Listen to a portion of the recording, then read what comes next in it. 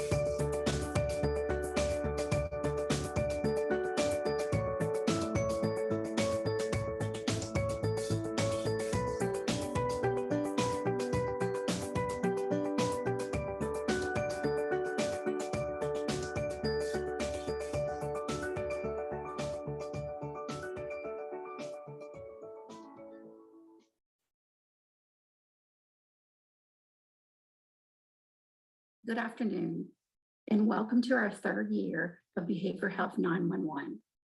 I am Melissa Silva, the Executive Director of the Mental Health Association for Greater Baton Rouge, the Louisiana affiliate for Mental Health America. Thank you for joining us today for Back to School, the New Normal. We have all experienced dramatic change in our lives since the onset of COVID-19 and have been overwhelmed with information and science. Our children have also experienced changes at every level of their life, especially in the classroom, whether that be virtual or in person.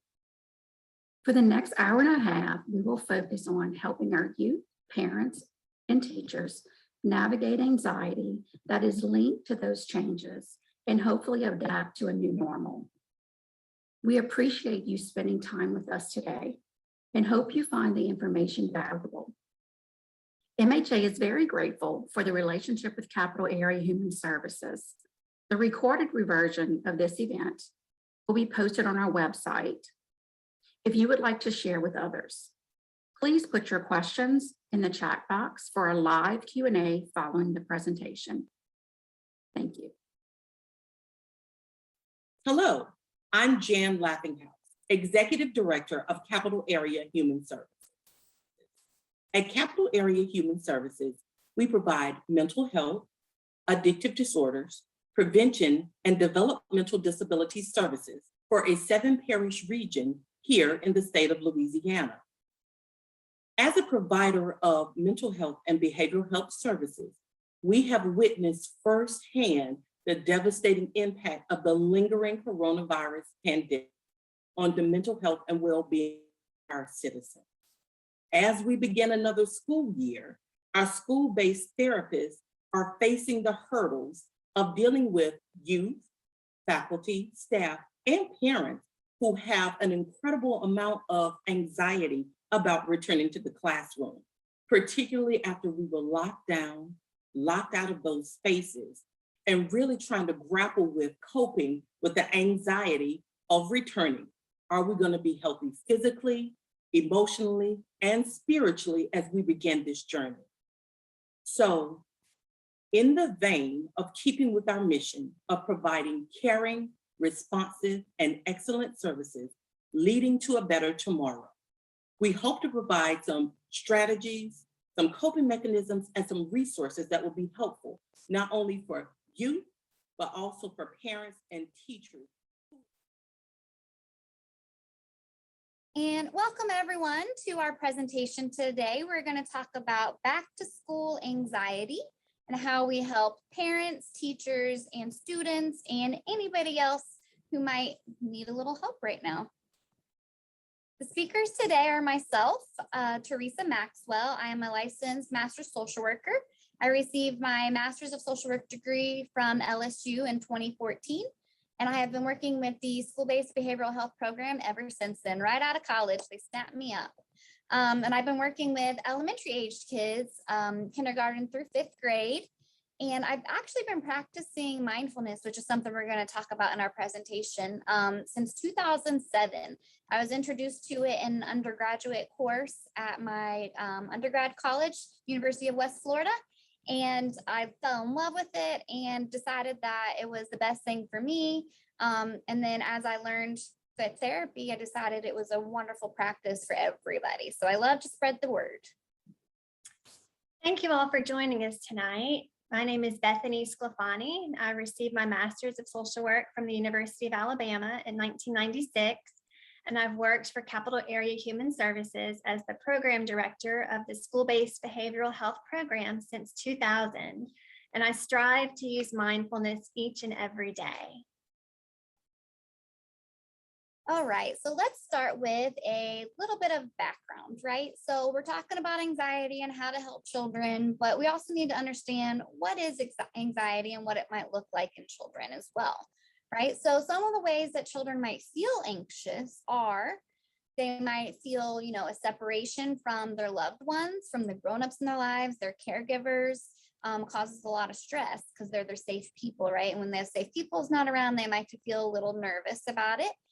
Starting a new school is always nerve-wracking for everybody, right? So just imagine a kid who may not understand how to control their emotions yet. Tests are a big one, homework demands, big exams that might be coming up, social situations, especially right now. You know, a lot of our kids were virtual learners, or we're all having to practice social distancing and things like that. So, you know, social situations are a lot more difficult for children now because they haven't had that practice in a long time, right? And learning how to make new friends and, you know, those social skills is a little intimidating, right? Another thing too, also is just COVID, right? We're all anxious about that. I think as a whole society throughout the world, we're having a lot of anxieties about this virus that we really don't understand even after a year and a half or so of experiencing this pandemic. And questions around, you know, is someone I love going to die or get sick? You know, if I don't wear my mask, will I get sick or will I make someone else sick? Also, just with the controversy, you know, whether masks, don't wear masks. There's just so many things that the kids are exposed to all over the place, right? They're getting information from all different places about it. And sometimes they're conflicting messages on what people like their family might believe in and what they might hear from other people, and just how to navigate the whole situation, right? Also, in that, oh, go back, I'm sorry. In the corner there, one of the things I really like to point out with children about anxiety is feeling a sense of like loss of control can cause anxiety a lot as well. So, you know, I liked this infographic because it really kind of breaks it down into things that I can control and things that I cannot control. And that's a big thing to help children understand. When they feel like things are out of their control, then, you know, either they can kind of let it go if they understand that it's not something that they need to try to control, or, you know, and just focus on things that they can. And we're kind of get into that a little bit more too when we talk about mindfulness and things like that. Thank you. All right. So what does anxiety look like, right? So we know personally, if we're feeling anxious as adults, right, we understand what it might feel like, and we understand all those things that we've had years of practice, right? But for children, how do we identify it for them? And it can show up in so many different ways. And that's why it's really important to have conversations with children as well, and like ask them how they're feeling, because, you know, we might see all these things and not know where it's coming from. So it might show up as anger, right? Kids get angry when they feel things that they don't understand, right? They might have trouble sleeping. They might be a little more defiant than they used to be, or, you know, there might be an increase in, you know, and that comes from that wanting that sense of control. So they're defiant because they want more control, because they don't feel like they have any control over their lives, you know. I'm going to skip chandeliering right now. I'm going to come back to it. Lack of focus, having trouble concentrating, avoiding things, especially things that they might have previously really enjoyed doing, and now they don't want to do it as much. That's a warning sign for us as well. Over planning. You might have that like student or that child who wants everything to be perfect and planned out. And if there's any kind of, you know, change in the schedule or change in the plan, they kind of flip out, right? That's a sign of anxiety. Over negativity is a sign of anxiety. And then coming back to chandeliering. So that's something that when I saw this infographic, I was like a little confused about, like, what does that mean? And we actually see it a lot. So it means a kid who appears to be, you know, calm and in control and collected, right? And then next thing you know, they're just going crazy. They're having outbursts of anger or screaming or yelling or crying, right? And you're like, where did this come from? Out of nowhere. That's chandeliering. So the way I like to explain it is they're trying so hard to stay in control so much that they're kind of erupting like a volcano, right? So it's all rumbling underneath the surface, but then it just comes out.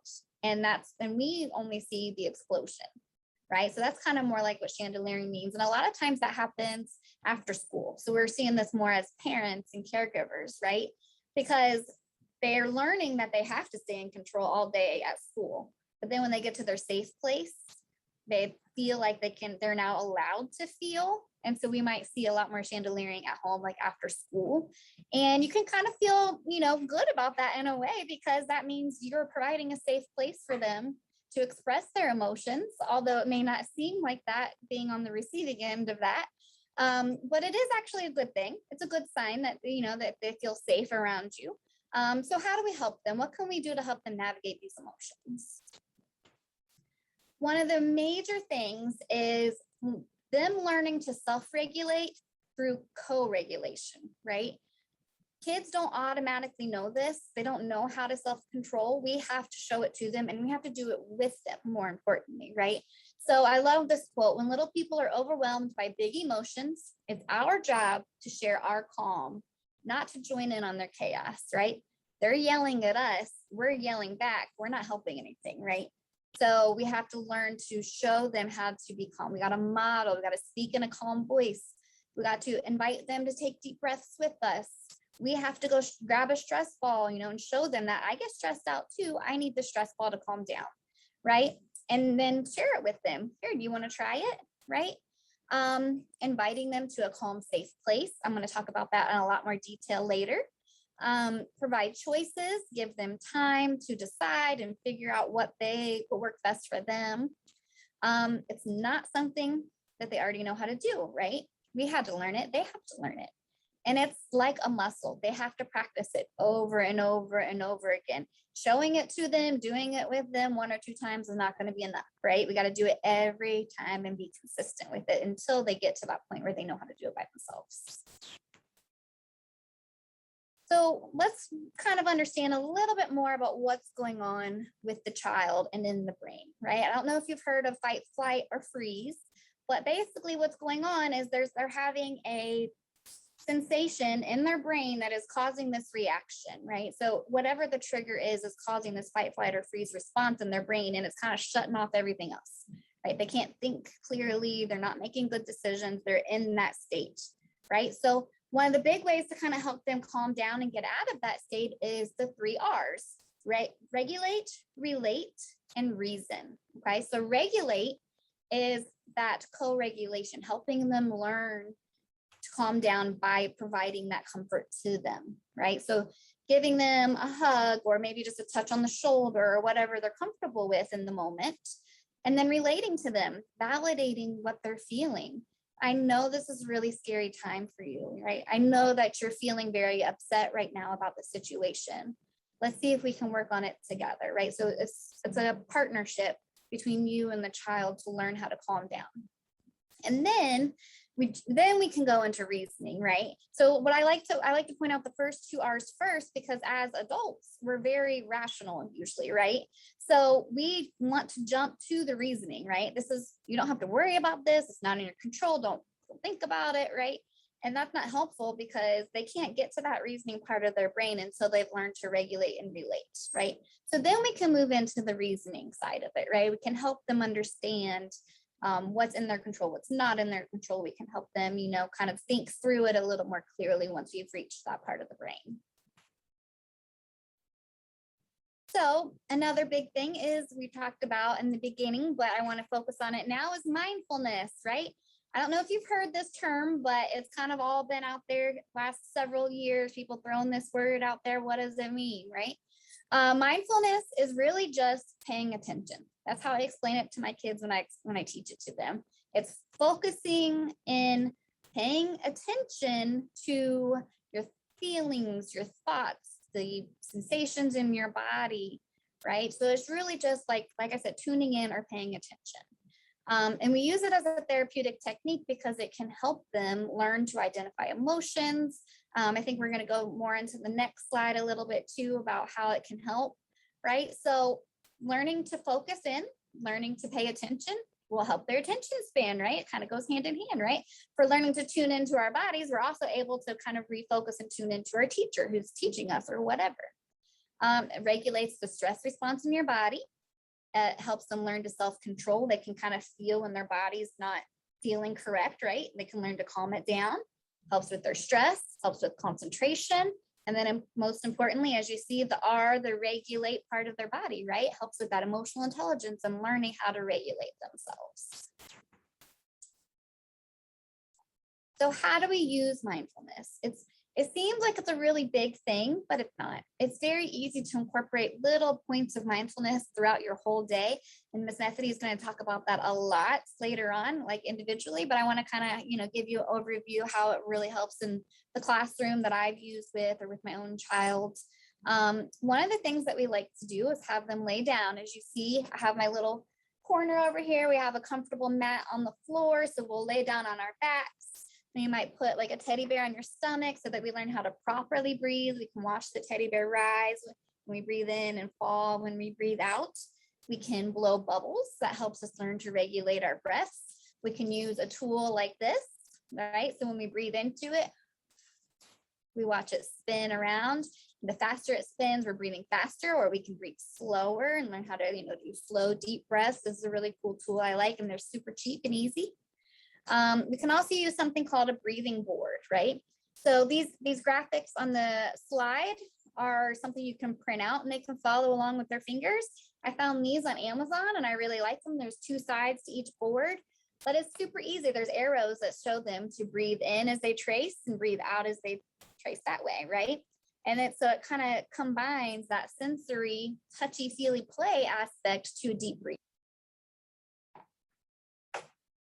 Another tool that I like to teach my kids and use as a therapeutic practice is progressive muscle relaxation. It's a big word that just means you tense up your muscles and you relax them, right? And so it's progressive because we're going to do little by little by little up through our whole bodies. And so by the end, our whole body is relaxed and calm and ready. It's really great to do this like right before bed.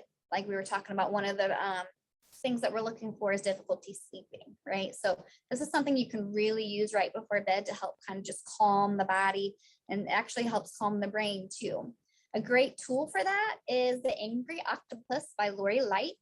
You can find a YouTube recording of it as well that you can just listen to. So they can kind of close their eyes and like listen to the story, or you can actually get the book and read it to them and kind of make it more of an interactive thing as well. And what this story does is it actually guides them using a fun story through that progressive muscle relaxation. So it's important for them to practice along with the story as you go. And it's a great way to just kind of make it more interactive as well and help them learn the skill. And eventually they might not need the book and they'll be able to do it on their own, hopefully. Also, we have to make it fun. Kids learn through play, right?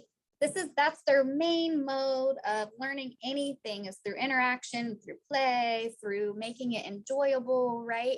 So here's some things that we can do, right? We've got a mindfulness nature walk is wonderful, especially with the weather starting to get a little better outside. It's a great way to just, do something fun together with as a family or even as a classroom, right? We can take for a teacher, we can take a class outside for maybe during recess time. We can start doing some, incorporate some of this mindfulness into recess time as well. So that's what's important with this, and which makes it mindful, is using your 5 senses, right? Identifying things that you can see or hear, or smell or feel, and even taste. Sometimes the air has like a taste in it, right? So when we're tuning into those senses, we're making it mindfulness. Another way too is, I'd be careful with this one, blindfolding your children. You have to know your child and know what they're comfortable with. If they are comfortable with you putting a blindfold on them, that's a great way to kind of help them experience things in a different way by cutting off one of the senses, or they can just close their eyes, whatever they're comfortable with, right? And maybe introducing like some of their favorite foods, right? So when they taste it, they're feeling it on their tongue, they're identifying the taste, and maybe they can identify what the food is, right? So that just creates a fun way for them to learn to tune into their senses. I don't know if you guys have ever done the boards where it's like you have to compare, what's different between the two things. So this is kind of another way to do that, right?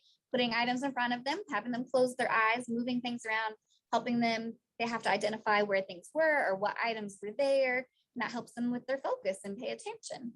And then also one of the really fun things to do is creating a glitter jar. I've been working at the medical shelter, so I left my glitter jar there for some of the clients that are there right now. So I forgot to bring it with me today, but something easy and fun you can find on YouTube, instructions on how to create one. A lot of times it's stuff you have lying around, and then you got to buy like maybe glue or glitter, that kind of stuff that we might not have lying around.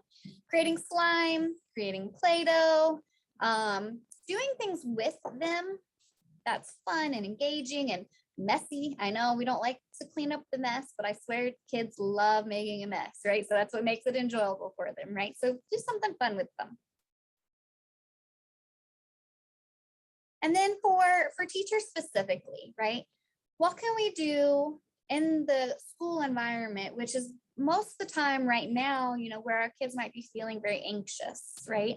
So there's some simple little things that you can add into your everyday thing, right? Like morning check-ins. I like it when my teachers have like a little thing like on their wall. So when they walk up, they can decide whether they want a high five or a fist bump or a hug. You know, it's a good way to relate and regulate first thing in the morning to the children as they're coming in, but also checking in with them, you know, how they're feeling. Sometimes you can do like a morning journal work about feelings and emotions. Real easy ways to check in with your the children that you work with. Brain breaks, you know, kids don't have a very long attention span, and to be honest, neither do I. So I need brain breaks throughout the day as well, right? We're sitting, we're focusing, we're working hard, our brain's working really hard. We got to get up and move, or get up and do some kind of mindfulness exercise, do some yoga poses, whatever it is to kind of break up the day a little bit, right? Having the breathing boards, having stress balls available to them, having glitter jars, using something kind of sensory like this, you know, for timers, right? That doesn't scream senses, but it kind of gives them an idea, you know, something calming that they can look at for a timer. Things like that are just easy ways to incorporate that into every day. Sometimes my teachers will turn off the big lights in their classroom and have lots of lamps going, lots of little ways to do that kind of stuff. And then one thing that I really want to point out is that every day is a new day, right? We need them to come in knowing that whatever behaviors they had the day before don't matter. It's a new day, a new beginning. We're going to start over. And then also, I don't know if you can see my bookshelf back there, but I have a ton of social emotional books, obviously, that I read with them in my sessions with children, but you can incorporate those in the classroom. They're really fun stories, right? So kids want to read them. They want to learn from them. So just kind of incorporating them either into your lessons or just having free reading time is a great way to introduce this as well. And then also we talked about creating a safe space in your classroom, right? So this is my safe space in my office, this corner here that they can go to calm down, but you can also have one in the classroom. It can be, you know, like the last graphic showed, like a more formal, like a tent or things like that. That's great if you have the space or the time to do that. It could be something simple and easy as just like a little like corner bookshelf. Or one of my children wanted to go under the teacher's desk. That was his safe space. So we put up signs under there, like breathing exercises and things that he could do under the teacher's desk.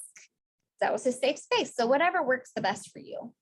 3 things though that are really important are ways to calm down, ways to identify how they're feeling, because that's important. If we can't calm down, if we don't know how we're feeling, right? And then also ways to choose what their activities. So a lot of that anxiety, remember, comes from feeling a loss of control or a lack of control over themselves or their environment. So giving them opportunities to feel control is a great way to help them learn to calm down. So journaling, drawing, coloring, reading, all of these things give them choices, something to do. Also, I would like to point out too, we kind of want to limit the time in the safe space in a way, right? So maybe, again, using like a sensory timer or something so they're not taking away from the whole classroom time. So we still want them to, you know, be engaged in learning. So maybe like 5 minutes or so, whatever works best for the child. They may even come back before the timer's over if they're calmed down. And some other important things is for the, you know, the calm down space. It's not a timeout. It's not a bad thing. It's not a punishment, right? We want to make it a good thing for them to want to go to, right? So we're inviting the children. We're not ordering them. You're acting up, go to the timeout space. That doesn't work, right? I notice that you're having a hard time right now, or you're struggling a little bit. Would you like a moment to calm down in the calm down space? A gentle way to kind of invite them to use the tools that you're providing them. Introducing it to them gradually as well, as they come in, you know, something new and exciting. You don't want them to just want to go because it's exciting, right? So slowly kind of introducing and inviting people to go. providing a helper. If they have a friend who's good at recognizing, when they're starting to get agitated, who can kind of be like, hey, do you want to go to the condom space for a second? Right? So a friend to kind of help remind, and that puts some of the pressure off of you as the teacher as well, or the parent. And ask for input, create the space together so that they have some ownership over the space as well. And that makes them want to use it more often. And then now Miss Bethany is going to talk about some of her favorite coping tools. Yeah. Thank you, Teresa. What a great job. She's a wonderful elementary school therapist. Our mission was to give you some tools that you could leave with to help you and those that you love. And so I'm going to share some that I've worked with middle school and high schoolers. So here we go.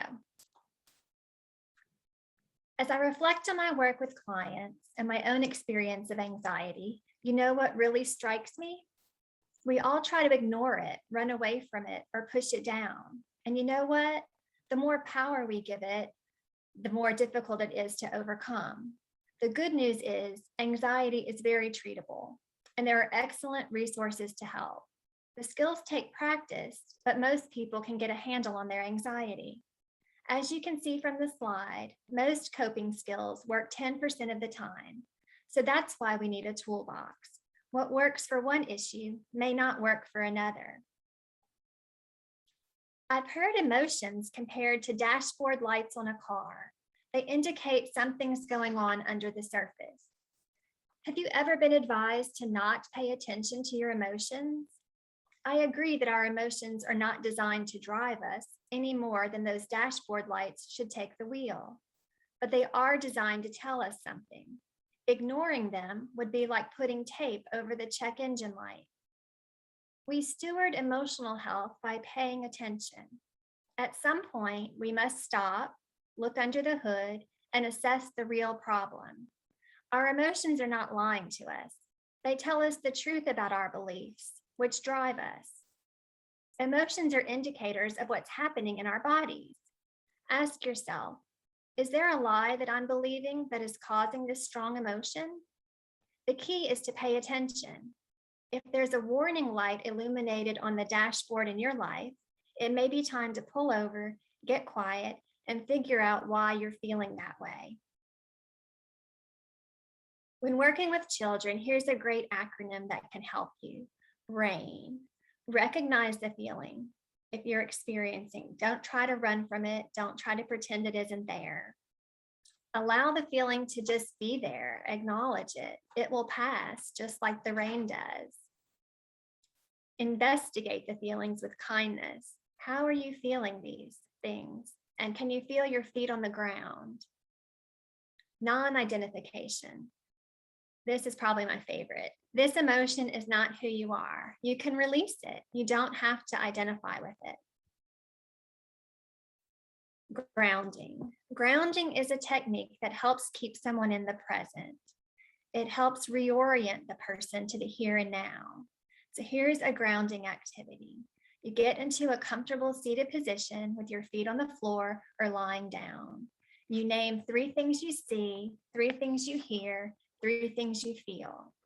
Then name 2 things you see, 2 things you hear, 2 things you feel. And then repeat with a round of 1 thing that you see, hear, and feel. It does get harder to see, hear, and feel new things with each round, so just do your best. But focusing on the here and now sensations is what will help ground you and dissipate the anxiety. Here's another version of a grounding exercise. It helps when you've gone too far in your own head and you need to return to your surroundings. You breathe in through your nose and out through your mouth, and then use your senses and name 5 things you can see, 4 things you can touch, 3 things you can hear, 2 things you can smell, and 1 emotion you can feel. Here's a pose that is especially helpful for grounding. It's called child's pose, but when we do it with children, we call it pretending to be a seed. You sit back on your heels, bring your forehead down to rest on the floor.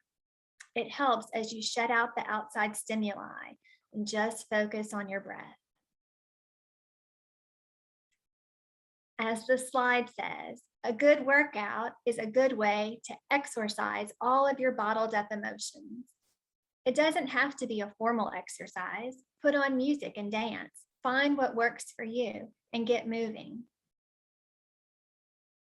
Getting connected to nature, whether it's heading out for a brisk walk or playing with the kids, working in my garden, walking along the beach, or swimming. I love to be outdoors. I find it rejuvenates me, it grounds me, it reminds me of my place in this world. I'm so very small compared to the sky or even a tall tree. Putting myself, my life, my problems in perspective is a comfort. Exercising keeps me in shape and releases a whole lot of mood-boosting endorphins. Exercising outside, therefore, is my #1 anxiety-busting strategy. Believe me, I hear you all laughing at this suggestion right now, but here's the deal. Caffeine is a stimulant, which often makes anxiety worse. So for the weeks leading up to school, try focusing on drinks like water, milk, decaf tea, decaf coffee. Additionally, foods like berries, yogurt, and nuts have proven to reduce anxiety as well. Oh, and those energy drinks like Bang Energy or Red Bull, they're pushed on social media. They sponsor YouTube channels that our children watch. It's a good idea to be proactive and have a substitute in mind. They are really not healthy for developing bodies and definitely can contribute to anxiety. Repeat a mantra. My favorite phrase at the moment is "it is well." It also just brings me comfort. Other mantras include "I've got this," "it's all good," "I can do hard things." I also like to think on particularly rough days when I'm sure I can't possibly endure. I like to remind myself that my track record for getting through rough days so far is 100%, and that is pretty good. Focus on the now. Look at the things around you. Consider the temperature of the room. Think about the chair in which you're sitting. Look at the clouds in the sky. Then try to pinpoint the thought that's causing you to feel anxious. If you're anything like me, it probably sounds something like, "There's not enough time. There's no way I'm going to get this all done." Once you identify that thought, try shifting it to something that serves you better. Rather than thinking there's not enough time, try the thought, "I have enough time to complete what's most important." Instead of thinking there's never enough time to get this done, try the thought, "Things always get done." By shifting those negative thoughts just slightly, you will help relieve the anxiety and start moving forward. We can't do a talk about anxiety and not mention social media, since so much of what is posted there can be contributing factors, especially for our teens. There are a lot of scary things in the media and on social media. As parents, we are still the biggest influences in our children's lives. It is our job to help them weed through and decipher what is true and what is not. And much of what they're seeing is not even true. It's recommended that we routinely have discussions with them about the things they are seeing. We should teach them to be wary of reposts. If a claim or a screenshot is cross-posted to a different platform, it could be a sign it's missing context. You can teach your teens to use MediaWise Teen Fact-Checking Network. It's a site that's run by teens to educate teens and that they verify things that are seen on the internet. On social media, people sometimes post striking images that they think are about a particular news event, but actually have nothing to do with that incident. You can teach your teen to do a reverse image search. And also remind them, anything they post will be there forever, and forever is a long, long time. It's also okay to discuss with them that your family values may be different and at odds with peer pressure. I like to say, wrong voices lead to wrong choices. So make sure your children have positive voices surrounding them, and help them develop a positive self-talk. We know often anxiety and depression are experienced in tandem, and many times depression is rooted in loneliness and isolation. So especially with these last 18 months, our youth are at risk for depression. It's important for our teens to have community and connection. This is a great resource available to teens struggling with depression and suicidal thoughts. BR Real Talk. They offer weekly virtual support groups in the Baton Rouge area for teens ages 13 to 17 who are living with suicidal ideation. There's also the Crisis Teen Text Line, which is an important resource where kids can text and receive support and guidance from professionals. Here are some resources that will be helpful at home or at school. The Mental Health Teacher, Cosmic Kids Zenden are both good on YouTube. There are 3 apps that we like: Calm, Headspace, and Dreamy Kid. And books, The Angry Octopus that Teresa spoke about by Lori Light, Mindful Kids, Yoga Games for Children, and Sitting Still Like a Frog. It's important for children and teens to see the adults in their lives demonstrating good self-care. Self-care is the same concept as the oxygen mask on an airplane. You must first put yours on before you can help anyone else. You're no good to anyone if you're unconscious. There are 4 types of self-care: physical self-care, getting good sleep, having a healthy, well-balanced diet, and getting regular exercise and rest. Emotional self-care, treating others and yourself with kindness and compassion and practicing good stress management. Social self-care, having a support system, being willing to ask for help, following things that uplift you on social media. Spiritual self-care, time alone, journaling, connecting with nature, finding a sacred space. And lastly, there are many self-care activities for families, and many of them incorporate multiple coping skills.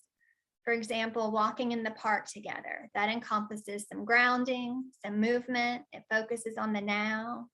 The best way to model good self-care for our kids is to do something together. So as soon as we're done tonight, find an activity that the whole family can enjoy and go enjoy some time together. Thank you all for tuning in tonight. Thank you.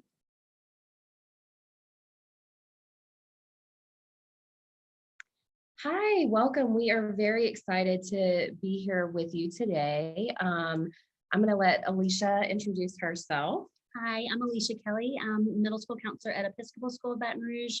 I've been working as a school counselor for the past 20 years and love working with our educators and students, and hope that some of the strategies we share today will be helpful for y'all as well.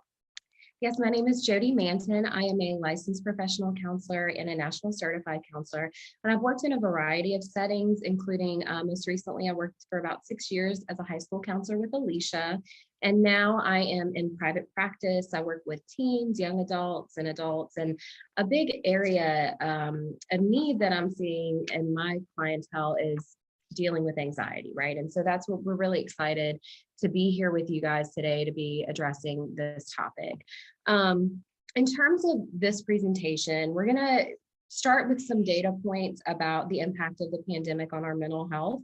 But the bulk of the presentation is really going to focus on strategies you can use to manage these topics, right? Our presentation is going to be geared, we're going to talk a lot about students and educators or kids and teens, not as much about parents, but a lot of the strategies that we talk about for educators as well as for educators dealing with students would be applicable to parents as well. So in terms of kids and teens and their mental health and COVID, right? Even prior to the COVID pandemic, anxiety and depression were the most commonly diagnosed mental health disorders for children and teens. And with all of the additional stressors that have come along with the COVID pandemic, it's not surprising that those numbers have continued to rise. More than 2/3 of parents who sought help at the start of the pandemic described a decline in their child's emotional well-being, their behavior, and then their physical health as well. A lot of this is related to kind of the uncertainty and inconsistency in routines that comes along with this new life that we're living. And this disruption to normal life is hard for all of us, but it's really challenging for those who were struggling before, right?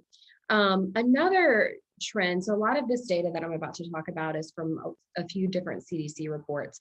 Another alarming trend is a rise in pediatric mental health related ER visits. There was an increase by 24% for children ages 5 to 11 and 31% for children ages 12 to 17. There's been a rise in suicidal thinking and behavior. So when we talk about suicidal behavior, things like attempts as well as non-suicidal self-injury like cutting or self-mutilation. And that type of behavior is up by 25% in pediatric ER visits.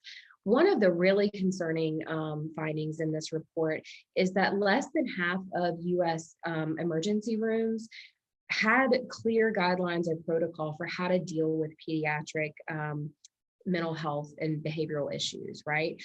So often families were waiting for hours to try to get treatment referrals, or they would leave and be sent home without treatment referrals because of either limited mental health expertise in the ER personnel or a lack of community resources. And, I think we're really fortunate. We have a pretty robust acute pediatric mental health support in this community with our new children's hospitals, but a lot of times the discharge is difficult because there's not the level of care needed for children and teens this age. Another report that I found talked about the rise in eating disorders during the COVID pandemic. And I think Alicia and I both can attest that just anecdotally, we've seen this. So it was interesting to see this report that's finding this as well. So this was a study out of a large hospital in Michigan that found adolescent hospital admissions for eating disorders had more than doubled since the start of the COVID pandemic, right? And so that, just to put that into a little bit of perspective, that's people who met criteria to be admitted, not necessarily reflecting those who didn't go to the hospital or who are experiencing disordered eating symptoms on an outpatient basis. The researchers identified some contributing factors, which again include that disruption to the routine, a loss of control, which is a big aspect of eating disorder behavior, concerns about gaining weight because they're not in their sports or not as active as they had been prior to social distancing.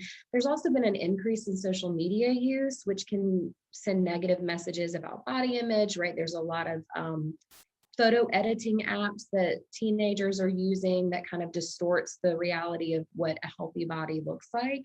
And then a lack of access to care. And again, just anecdotally speaking, I know in the Baton Rouge area, that has been a real struggle finding eating disorder care for individuals under the age of 18. Educators were also seeing a rise in the anxiety and depression, particularly within mental health with the pandemic. So some research found that post-pandemic, or the current state that we're in, the rise was like 4 within every 10 educators were identifying some anxiety and depression, whereas pre-pandemic it was 1 in 10.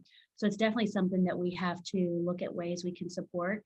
Teachers have longer work hours. There's more expectations from teachers and from schools because of our changing learning environment.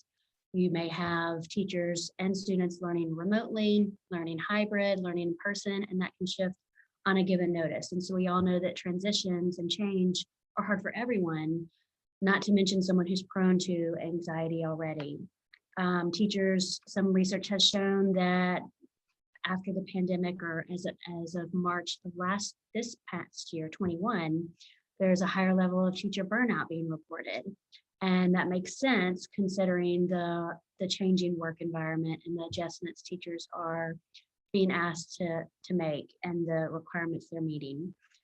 Teachers are also finding it can be more difficult to engage with students. All teachers go into teaching because they love kids. We love students, we love children. That's what we thrive off of. And when we put into place social distancing and masks where we can't see our reactions and emotions, it can limit that engagement and that relationship forming and make it a little more challenging. And teachers, just like our students, have concerns for their safety, concerns for their family, if they pick something up and bring it home. And so how to deal with their personal safety concerns within a school day, it's an added stressor. So what do we do now? We know that we have these stressors, and we have to figure out ways that we can support our teachers and students. So we're going to talk a little bit about some strategies. So the first thing to think of is when we think of our coping. So is the situation that we're faced with something that is within our control? If it is something within our control, then we can take action and form an action plan. An example might be a teacher feels like she has too many responsibilities to juggle, considering home life, transitions with all the hybrid learning. So is there a club that doesn't really fit within her realm of expertise that she can temporarily take a break from? Is there a limit to the emails where she can dedicate certain time of the day to prioritize when she does that type of work? Those are action plans she can take. A student can decide, maybe they are struggling with distance learning. Well, they can reach out to a teacher for help or ask a parent for help. So those are strategies. When we think of things that aren't within our control, we have to engage our coping skills. So examples of things not within our control may be a student has a family member that gets COVID and they're worried that they might get it. Well, we can't control that. That's going to happen. So how can we handle that? We just had the hurricane and the storm in South Louisiana where so many of us were impacted in different ways. So again, that's not within our control. What can we do? We can look more closely at how we're coping. Are we sleeping, eating, exercising, activating our deep breathing, journaling? We're going to talk a little bit more about coping in time to come. I love the Serenity Prayer that is used in Alcoholics Anonymous, and I think it ties perfectly into the aspects of what's within our control. So grant me the serenity to accept the things I cannot change and the courage to change the things I can, and the wisdom to know the difference. That describes perfectly what we're talking about here. And then just to kind of piggyback onto the coping and focus where you focus your coping or how you focus. There are two different types of coping strategies, right? One is problem-based coping skills. So this is like when Alicia was saying, this is something that you can take to change your situation. So that might be removing an unhealthy relationship, improving your time management, or setting healthy boundaries for yourself, right? At work or with peers. There's also emotion-based coping. And so this is when you need to care for your feelings because you either can't change your situation or you don't want to or are not in a place to change your situation at that time, right? So this could look like Alicia was saying, attending to your physical needs, like going for a walk, making sure you're getting plenty of rest, engaging in positive self-talk. So that we don't have that kind of negative feedback loop running in our own mind. And practicing mindfulness is another really helpful strategy that we'll kind of talk about a little bit more throughout the presentation. I love this graphic that Jody so nicely put together. Coping skills for kids, teens, and adults, educators, parents, everyone. I want to just point out a few things of interest here. It talks about being active. We know that research has shown that being active can help with anxiety and depression. It boosts your mental health. So in this time of crisis and change and transition, make sure you're going for a walk your dog, ride your bike, do something active. And there's a lot of little fun activities listed here. Finding your calm, we talk about mindfulness and meditation, and that's completely where the mindfulness fits in, is figuring out what works for you to keep your inner peace. Getting creative, we think about art therapy and how important it is to find a creative outlet, whatever works for you. If you like to draw, if you like to paint, if you like to write, if you like to journal, Play-Doh is great. Whatever it is to just kind of get that creative outlet out. Socializing, connecting with others is a huge boost for all of us. We're social beings. And so, even if it's with your pet or with your family or with a friend, finding that connection piece is helpful. And lastly, focusing on your mindset. So shifting your mindset to a more growth mindset rather than the fixed mindset. So you're focusing on the positive, Thinking about things that you're grateful for is one strategy. Trying to just be in the current moment, thinking again about what's within your control. Additionally, teachers or adults may love this wellness plan, and older young adults. If you scan this QR code, it will take you to an assessment that you can take that'll tell you a little bit more about your strengths and your challenges and help you set some goals for your personal wellness plan. So that could be helpful for all of us to consider areas we need to improve on, where we're doing well, and set some little goals so that we can take better care of ourselves. Yeah, often whenever I have clients that are coming to me, whether they're teenagers or adults, I use this model because something's out of whack, right? Like maybe their social wellness is not where it needs to be, their emotional wellness, maybe they're not taking care of themselves physically. And so this is a helpful way, like Alicia was saying, to kind of see what's working well, see what maybe needs improvement, and make a plan from there. Another thing that I use a lot in my practice, that I practice on my own, is self-compassion. You know, we're using this term, the new normal, right? We even have it at the title of the presentation. But the reality is that nothing about our situation right now is normal, right? And so because of that, we shouldn't have the same expectations for ourselves that we do when we're functioning at 100%, or when we're functioning with all of the resources we typically have available to us. One analogy I like to use with my clients is that on any given day, your stress or your best can look different, right? So maybe one day my best is right here, and then tomorrow it's here, right? And that doesn't mean that I'm better or worse because I'm functioning in different ways on different days. It means that I'm maybe dealing with more stressors. Maybe my emotional health is not where it needs to be. Maybe I'm limited on time. And so just giving yourself a break and some space to be okay with that variation in functioning. One strategy that I use a lot with my clients to deal with that is this practice of self-compassion. It's based in the research of Kristen Neff, and I encourage you to kind of look into this more. I could do a whole presentation about self-compassion, but just to give you the broad overview, Neff has identified these 3 elements of self-compassion. So the first is self-kindness versus self-judgment, right? Often she identifies the inner critic, right? This is that kind of negative feedback loop that we have going, that negative self-talk where we're beating ourselves up when things don't go as planned, or when we maybe don't meet a goal. And often, if we can just pause and take a moment to think about, and I do this with my clients when they're in this mind frame. What if a friend came to you with the same problem, right? How would you talk with your friend about this issue? Would you be talking to your friend in the way that you're talking to yourself? And almost always they say no. And so that's what this self-kindness is about treating yourself with the same compassion and kindness as you would a friend. She also talks about the second element, common humanity versus isolation, which I think is really relevant when we're talking about the COVID pandemic and social distancing and things like that we've had to engage in. And so reminding ourselves that we are not alone in our suffering, right? That suffering and struggle is a part of the shared human experience. And this can be really, truly powerful when we're in a shared traumatic experience like the COVID pandemic, like Hurricane Ida that a lot of us are still dealing with.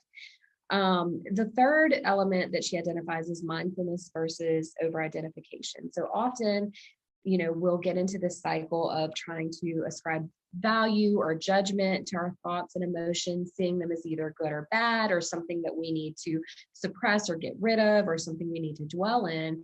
And Neff suggests that we might take a more mindful, balanced approach to dealing with our thoughts and emotions.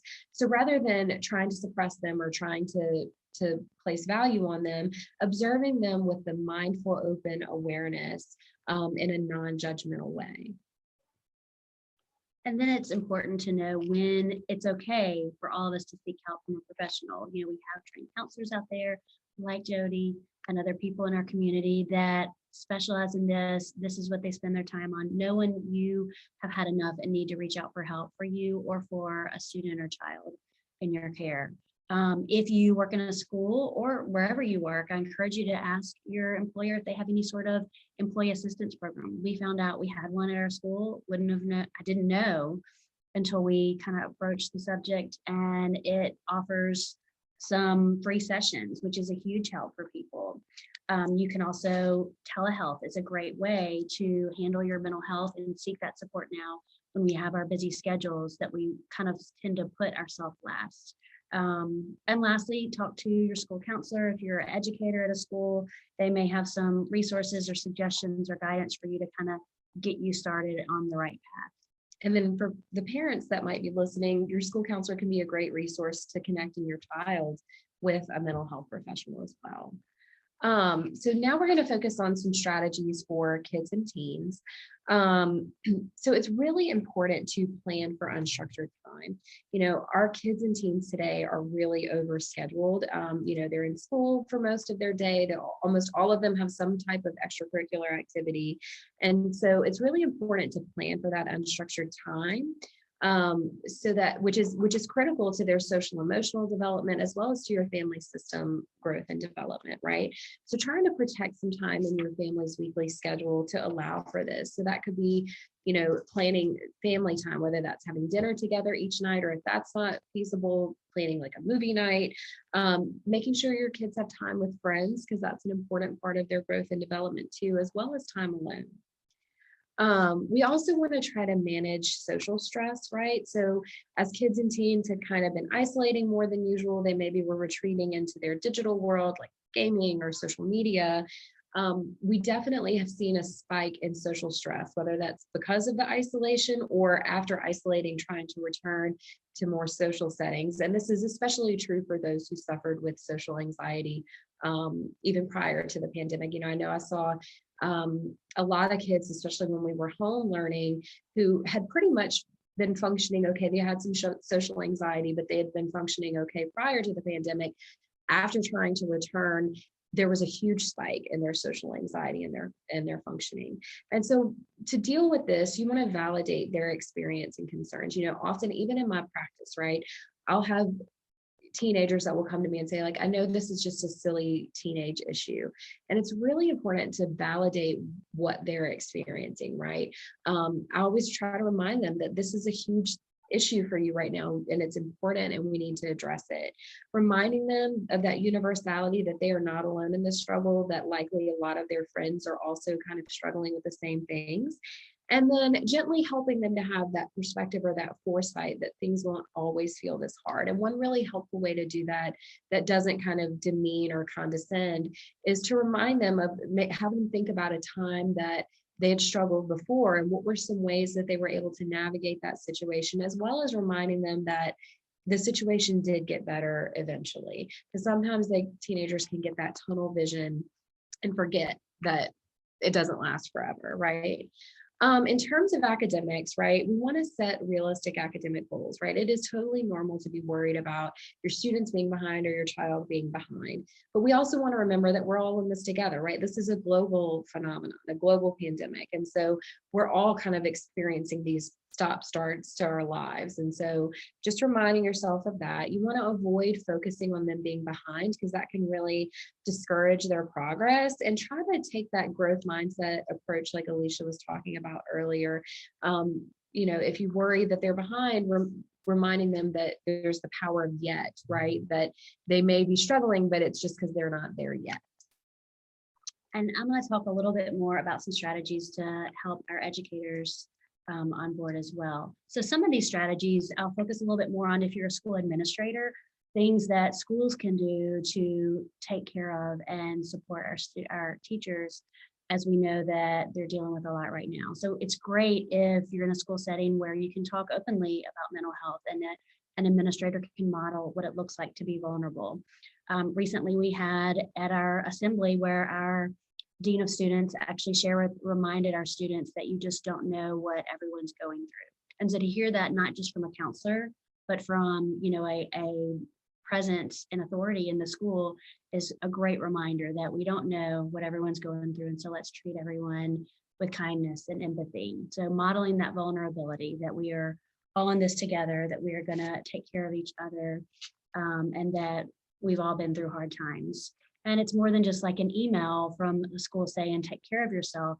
It's look for ways that schools can offer teachers support, whether it's a special coffee break in the lounge or a counseling group that gets school counseling group. Last year we did a faculty wellness committee and support group, or having a walking group for after school, whatever it is that works for you to support your teachers. And while it's great to be positive, the toxic positivity is really about, it's okay to not be okay. It's okay to sit with someone where they are. And so if a teacher's struggling and they're having a hard time, to let them acknowledge that can help them move through it more easily, rather than just, kind of looking past it. You might, I kind of wanted to add this in, you might also consider using some of your PD time to focus on teacher wellness. I know that that's a really valuable, critical time, but I think you'll find that there are gains to be made by making sure your teachers are well. And so just as an aside, I offer professional development opportunities geared toward educators, students, and parents. It's great. Teachers, often adults and particularly educators of mine have a hard time with setting boundaries. We like to say yes and we like to help people. We're in the helping profession, but it's important to remember your boundaries and what you're mentally and emotionally and physically capable of. So, maybe sticking to, if there are extra commitments above and beyond your job, consider, are they connected to your content or your passion? If they're not, maybe it's okay to say, hey, I'm going to take a pause on this right now to focus on the things that are more important, that I'm doing a better job at. Also setting boundaries with your time, if it's that you need some family time or some downtime, that you designate grading time, or you designate your follow-up on emails or parent communication time at certain times of the day, so that it doesn't encompass your whole day and into your evening. Ask for help when you need it. If there are times that you aren't able to manage yourself and need help with a duty or an extra obligation, you have people around you. You're not alone. Internal self-talk, we've touched on a little bit, but there was a great book that I just read called Hacking Teacher Burnout. So if you're an educator, I recommend it. And she talks a lot about reframing your thoughts, which we know in cognitive behavioral therapy, we talk about, when we hear ourselves say, I should do this or I ought to do this, we need to catch that word. And do we really have to do that? And are we putting undue pressure on ourselves that's going to lead to more anxiety? So watching that self-talk, things we're saying to ourselves, and trying to reframe things such that we are in reality and taking care of ourselves. An example may be, this pandemic will never end. I'll always have too much to do. Well, what we can say is, we know that things have gotten better. We know that things are feeling a little bit better as far as more kids are in school. Think of, again, what's within your control. So what you can and can't do. And support, teachers, we are social beings. So it's important to find that support within each other. Make sure you're not isolating yourself. Eat with a colleague or coworker. Talk to them if you're having a hard time. Network with them when you're not having a hard time. Go for a walk together. Find whatever it is so that you can support each other, and acknowledge when things are rough. Let yourself feel that together, and then you can move past it and be okay for your job and for your students. All right, so this portion is going to focus on how educators can support students. Maslow before Bloom. I'm sure those of you that are in education have definitely seen this before, but for those of you who aren't familiar, Maslow's hierarchy of needs really looks at basic human needs, and kind of looks at levels of what needs to be met before an individual can move forward, right? So physiological needs have to be met: food, water, shelter. Safety needs, the person needs to feel safe and secure. Belonging needs, things of that nature, right? And then Bloom's taxonomy looks at the ways that learning happens.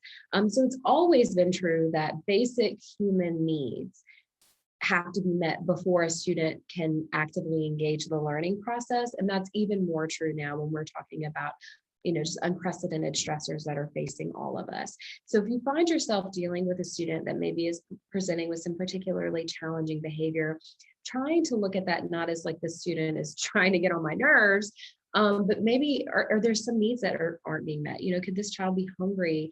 Could they not be getting enough rest? Do they not feel safe at home? Do they not feel a connection at school or at home? And so trying to attend to those needs as well. And then prioritizing your relationship with the student. So educators, you know, it's important that we find ways to connect, whether it's you hold the door, you greet everyone by name, you get to know your students. We have a teacher who does a daily check-in. So the students have a little check off how you're feeling today. And if they're not having a great day, she's able to notice that and check on them if they like that option for some dialogue or support. So knowing your students, being involved in more than just the curriculum part and the teaching part of their day, then they're gonna want to be there, and they're gonna want to please you because we care about each other.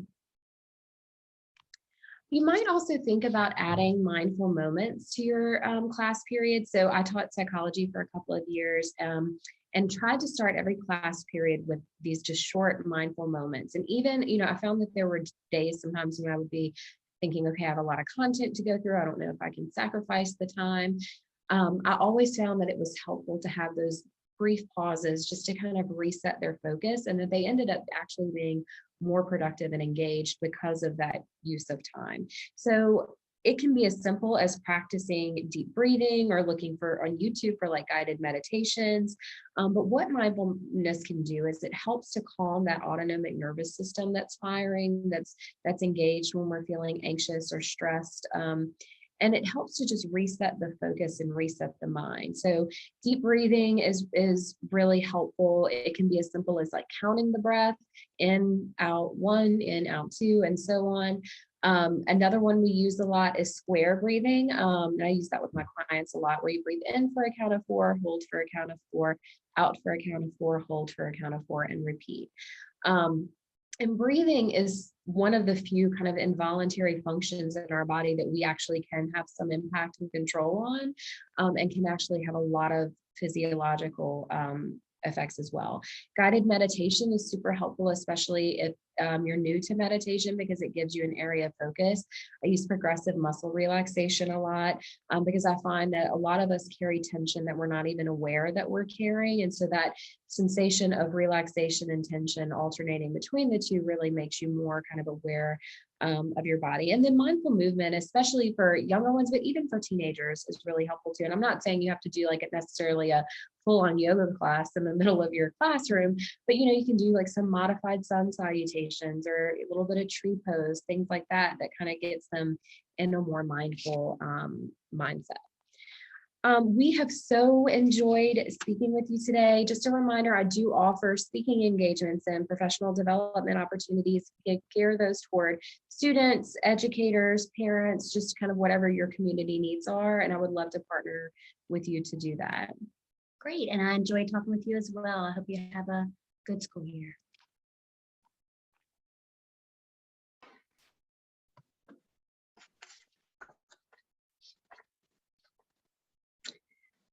Good afternoon. I hope that everyone is staying dry today. I'm Lisa St. Germain with the Mental Health Association for Greater Baton Rouge. Before we get into the live Q&A, a few housekeeping items. First of all, thank you to all of our presenters for that amazing presentation and for your time this evening. If you have any questions, please put them into the chat feature. We'll get to as many of them as time allows today. And participants, please look for an email survey to come later this week. We appreciate your feedback on these events. I'd like to start the live Q&A by first asking Dr. Laughinghouse or Steve Aguillard if they have anything to add on the information that we've heard this evening. No, I don't have anything to add. I am just very grateful for our school-based therapy program and the wonderful work that they do in the 26 schools that we have across the 7 parishes that we serve. Bethany is a wonderful, inspiring leader, and I can tell you right now that she uses many of the strategies that she promoted because we get the emails that she sends out to her staff. And so, you know, it's that old adage about how can you teach what you have not mastered?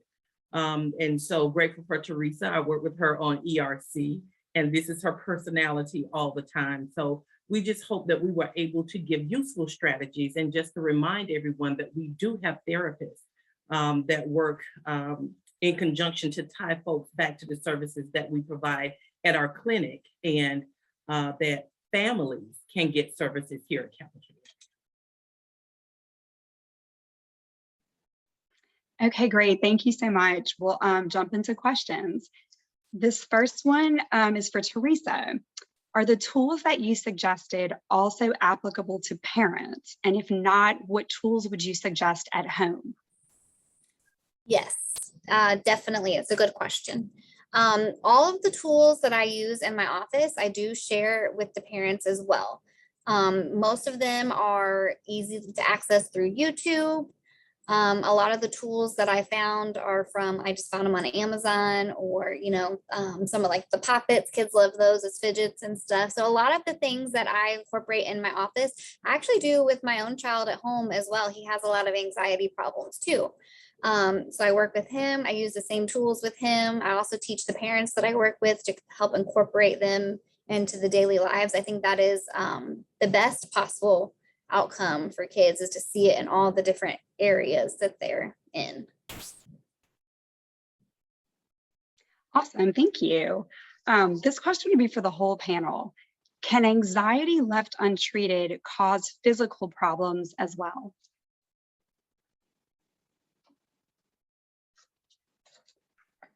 Yeah, I mean, I'm happy to jump in on that one. Absolutely.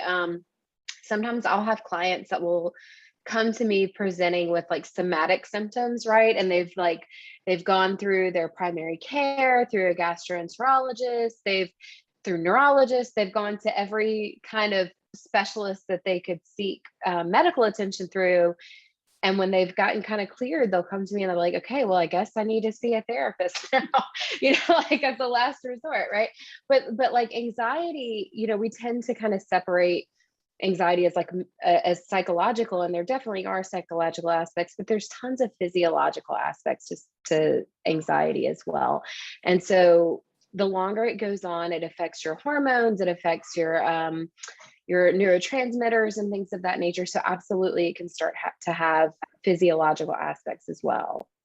Yeah, I want to kind of add to that too. And what I see a lot in the school is that kids will present as, I have a stomach ache, or I have a headache, or, they might kind of throw up in class. All of those are anxiety symptoms that kind of like make me want to ask more questions about what might be causing those symptoms in the children. For example, my son, he has separation anxiety. I get a call all the time from the front office. He has a stomach ache or a headache, or his throat hurts, no fever or anything. But so it's just that anxiety is kind of showing up as these symptoms. And that makes us, like I said, ask more questions and try to want to, and maybe train our office staff as well to know that that's a time when they might need to reach out to one of our therapists in the school to ask those questions, to kind of maybe get some more information about what might be going on with that child. Perfect. Thank y'all so much for that. This next question would be for Bethany. Our kids are now dealing with storms on top of COVID. Additionally, we may have to start having the conversation that COVID might not go away. Can you just comment on that?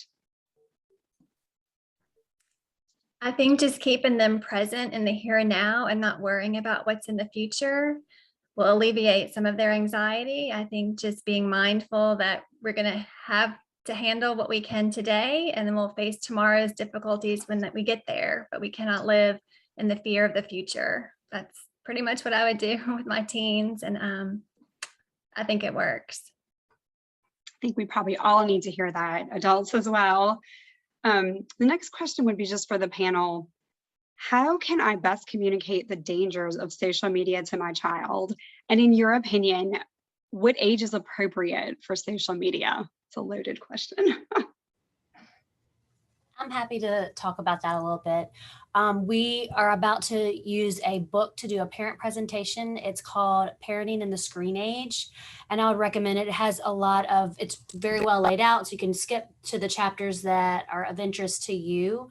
It covers everything from social media to sleep to online predators. It has lots of great information and just how to talk to your child so that you also stay open and are aware of the positive dynamics of social media so that we keep their relationship and buy-in. So Parenting the Screen Age is a great resource. And so I would say, it's not too young. At the school setting and the population that I work with, really we find that starting in lower school, as early as really 4th or 5th grade, students are getting phones, getting on some of them, not all, getting on social media. By the time they get to 6th grade, we have the majority of our students are using social media, and often unsupervised with freedom of the technology that they carry around to view whatever they like. So having the discussions as a parent professional, parent educator, or just a parent is super important, and really just dialogue, talk. If you can never talk enough about what's safe, using acronyms like the think, is it true? Is it honest? Is it inspiring? Encouraging them to think about what they post. Is it necessary? So there's a lot of stuff out there to help parents guide their children. I also remind my my clients and their parents a lot that, while privacy and having a kind of private life is really important, especially, when we start to get to the teenage years, they're still children, right? And they still need guidance and support. And so it's important for them to know that you might be checking their phone or that you might be monitoring kind of what they're doing, because their prefrontal cortex isn't fully developed yet, right? Like they're going to make choices that are coming from a half-cooked brain, right? And so offering that support, setting those limits. There's also programs like Bark is a software that you can use to monitor your child's phone and social media that gives you alerts if there's something you should be worried about, but it also helps to maintain that privacy and set those boundaries as well, so that you can know if there's something to worry about, but also let them have some freedoms too. Okay, perfect. I think that is a great segue into this next question. My teen is isolating and disengaged. How can I tell if this is normal behavior? So I'll jump in on this one for a minute. So some of that has to do, if you're a parent or you engage with your friends, with your friends' parents. So if your kids, how much do you communicate with kids' parents that are the same age as your child? Mm-hmm. And it helps to kind of look when you're talking to them, listening to how they're describing their child, what's normal at that age, what are their children doing, what's going on here. But you need to make sure that it's not just one person or one family you're doing that with, that you have a good grouping to be able to categorize what's normal and what's not normal. And so as far as teenagers go, there is some normalcy in isolating, and then it's a matter of defining what isolating is. A teenager going to their room, being by themselves, doesn't mean they're alone. They could be on the phone or FaceTiming with their buddies. They could be playing video games with their buddies. They could be on disarray, communicating. There's a lot of different social media forms that there aren't, so they're not necessarily alone. I think the challenge that we run into as parents sometimes is we expect the child to step into our world that we live in, and we're completely off balance there. We've got to figure out that we need to step into their world. When we're driving with them, why do they listen to the music they do? When they're looking at something on social media and we hear them parrot, when we hear them parrot what they just saw, and we know that there's no thought development there, we need to help them understand there's no thought development there and what are their thoughts. Our kids are smart. They're not dumb. They come from us. And so how do we get them to develop their own thoughts versus just picking up other thoughts that they're seeing out here and using those? You know, they're seeing something on social media, they may grab onto it, and they have fear as a result of grabbing onto something they haven't completely thought through. Or they're looking at something that they think is okay, and they don't understand why it's not okay. But sometimes asking them, why do you think this is not okay? If you had a friend that was doing this, what would you tell your friend? Well, why aren't you telling yourself that? I think it's important that we go from there. And it's not a matter of lecturing to them. You know, teenagers, you know, when you start a conversation with them, you got about a minute and a half until they shut you down. And then their brain is off there. They give you the nod, but they're gone. Unless you engage them. And the only way to engage them is to respect them as a person and listen to what their thought development is. Listen to what they're talking about. Listen to what excites them. Listen to what scares them. Listen to what's going on. And it's important. And understand, friends are much more powerful than we are. It's scary that that's the case, but they're much more powerful. And so sometimes we have to really know, like I said earlier, who their parents are, where their family values and morals and what's going on there, so we can understand, is our child in a normal range or not in a normal range? Thank you for those thoughts. And going into this next question is, you know, we've heard a lot of techniques and tips and things to do. What if we've tried all those techniques at home and at school? At what point do we reach out to someone else? Can we call Capital Area Human Services? What is that next step if we think that we need to go further than these amazing tricks and tips? You know, I think if you see somebody whose functionality starts to get inhibited, we need to make a phone call. That's when we need to start getting professionals involved. And so you can call Capital Area anytime. You can walk into our doors at any time.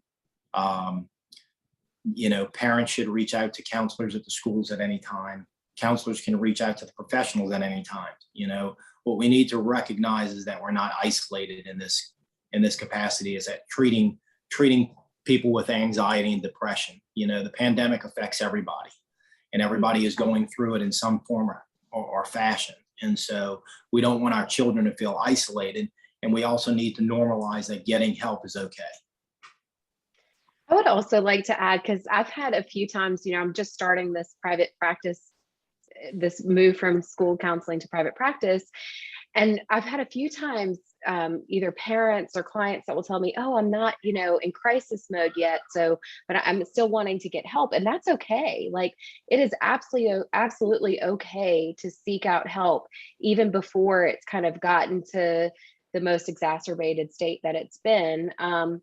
And the worst that can happen is the counselor. I mean, I've had clients that or people that have come in for an intake session, and maybe we meet once or twice, we go through some strategies, and I'm like, they're really okay. And we could talk about, you know, seeing on an as needed basis. But like, I would encourage you not to say be alarmist, you know, but it's never a bad idea to seek support if that's something that you're concerned about or worried about.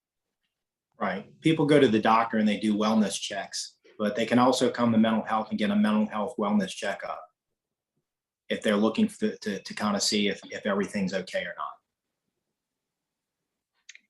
Well, thanks to everyone. I think we've gotten through most of the questions that have come in.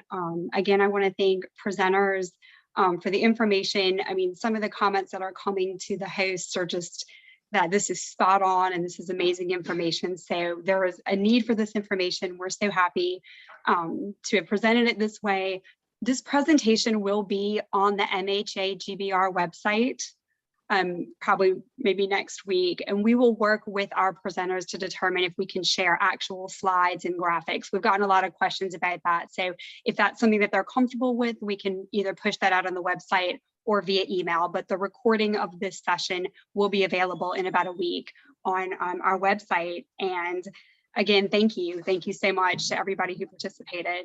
And I'm hoping everyone stays dry over the next couple of days here in Louisiana. Thank you. Thank you. Thank you. Thank you. Thank you.